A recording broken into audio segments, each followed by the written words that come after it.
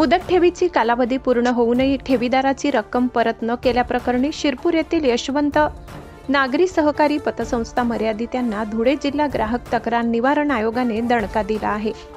ठेवीदाराला त्याची मुदत ठेव रक्कम 4,63,290 त्यावर दरवर्षी 6% व्याज तसेच मानसिक व शारीरिक त्रासापोटी 5,000 आणि तक्रारीचा खर्च म्हणून 5,000 देण्याचे आदेश आयोगाने दिले आहेत। नवे भामपूर तालुका शिरपूर येथील श्री आनंदा झुंबरलाल महाजन यांनी शिरपूर येथील यशवंत नागरी सहकारी पतसंस्थेत स्वतःच्या मेहनतीची एकूण 5 वर्षांच्या मुदत ठेवीची रक्कम जमा केली होती।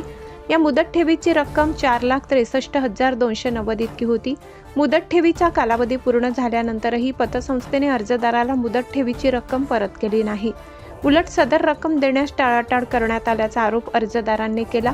यानंतर आनंदा महाजन यांनी जिल्हा ग्राहक तक्रार निवारण आयोग धुळे यांच्याकडे तक्रार दाखल केली। ही तक्रार क्रमांक 67/2024 दिनांक 30 एप्रिल 2024 रोजी दाखल करण्यात आली। प्रकरणाची पूर्ण चौकशी झाल्यानंतर जिल्हा ग्राहक तक्रार आयोगाने अर्जदाराच्या बाजूने निर्णय दिला। या कामातील आनंदा झुंबरलाल महाजन राहणार नवे बामपूर तालुका शिरपूर यांनी यशवंत नागरी सहकारी पतसंस्था मर्यादित शिरपूर या पतसंस्थेत रक्कम रुपये 4,63,290 च्या मुदत ठेव पावत्या दिनांक 18/6/2019 रोजी ठेवलेल्या होत्या। मात्र याची मॅच्युरिटी होऊन सुद्धा सदर पतसंस्थेने अर्जदार यांना त्यांच्या मुदत ठेव पावतींची रक्कम दिली नाही।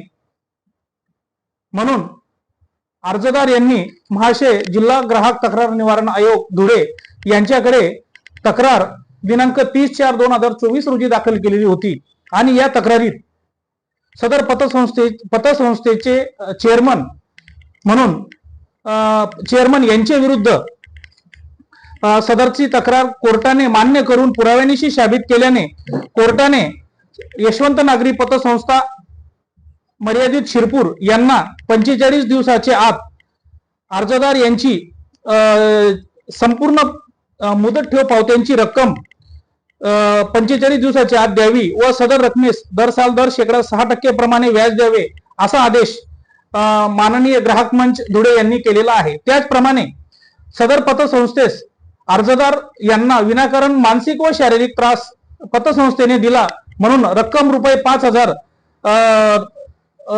तसेच अर्जाचा खर्च म्हणून रुपये 5,000 देण्याचा आदेश देखील ग्राहक तक्रार निवारण आयोग यांनी केलेला आहे। त्यामुळे महाशय ग्राहक तक्रार निवारण आयोग यांच्या आदेशानुसार अर्जदार हे पुढील कारवाईसाठी 45 कायदेशीर मुदत संपल्यावर योग्य ती कारवाई करण्याकामी जिल्हा ग्राहक तक्रार निवारण आयोग यांच्याकडे अर्ज दाखल करणार आहे।